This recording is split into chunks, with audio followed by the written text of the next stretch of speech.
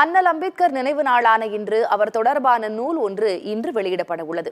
இந்த நிகழ்வு தமிழக அரசியலில் முக்கியத்துவம் வாய்ந்த ஒன்றாக பார்க்கப்படுகிறது.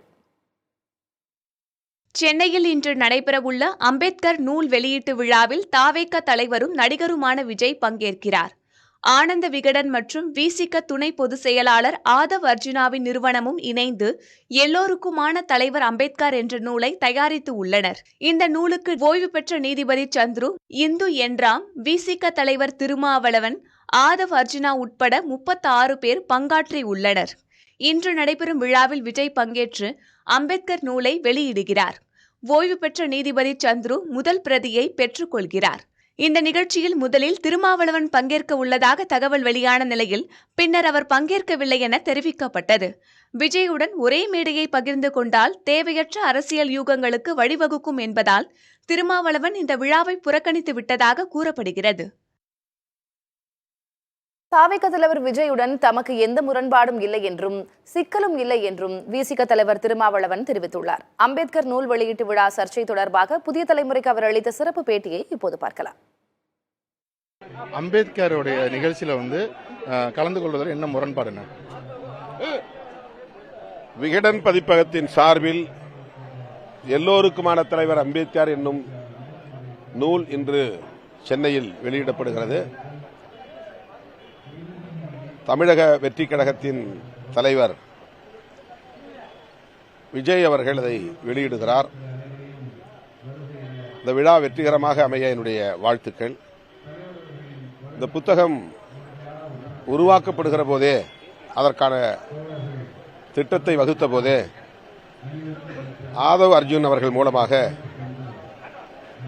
எனக்கு தகவல் வந்தது. என்னுடைய நேர்காணலும் அதிலே இடம்பெற்றிருக்கிறது. நானும் அதிலே பங்கேற்பதாக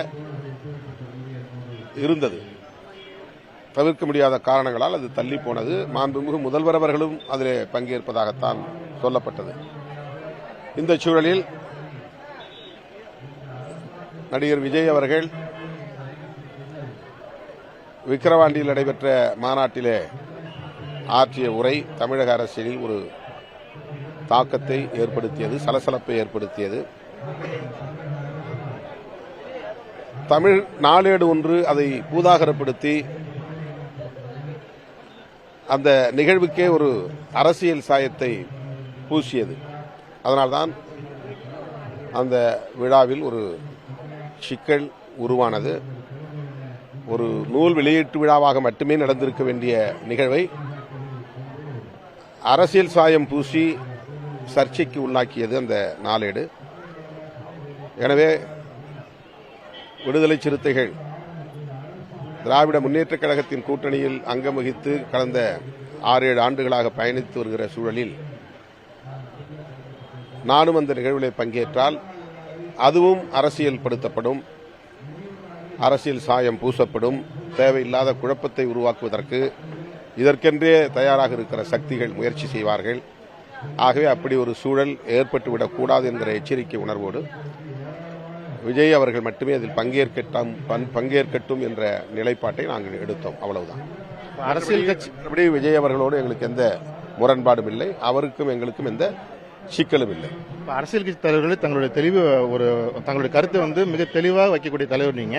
ஒரு நிகழ்ச்சியிலேயே பங்கேற்புக்கே இவ்வளவு பெரிய ஒரு முரண்பாடு ஏற்பட்டிருக்குன்னா அது என்ன காரணம்? அது எனக்கு பங்கேற்காம போனதுக்கு அதுதான் நான் ஏற்கனவே சொன்னதை போல தமிழ் நாளேடு ஒன்று இந்த செய்தியை பூதாகரப்படுத்தி தலைப்புச் செய்தியாக வெளியிட்டது.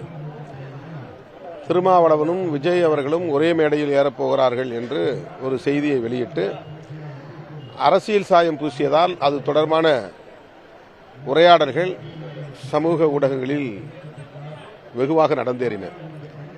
இப்படி ஒரு சூழலில் மீண்டும் 2 பேரும் ஒரே மேடையில் நின்றால் நிச்சயம் அவர்கள் இதற்கும் அரசியல் சாயம் பூசுவார்கள், தமிழக அரசியலில் குழப்பத்தை ஏற்படுத்துவார்கள். அதற்கான நேரம் வரும் என்று காத்திருக்கிறார்கள். இந்த சூழலில் நாங்களே அப்படி ஒரு வாய்ப்பை எமது கொள்கை பகைவர்களுக்கு தந்துவிடக்கூடாது என்கிற அடிப்படையில் விலகி நிற்கிறோம், ஒதுங்கி இருக்கிறோம்.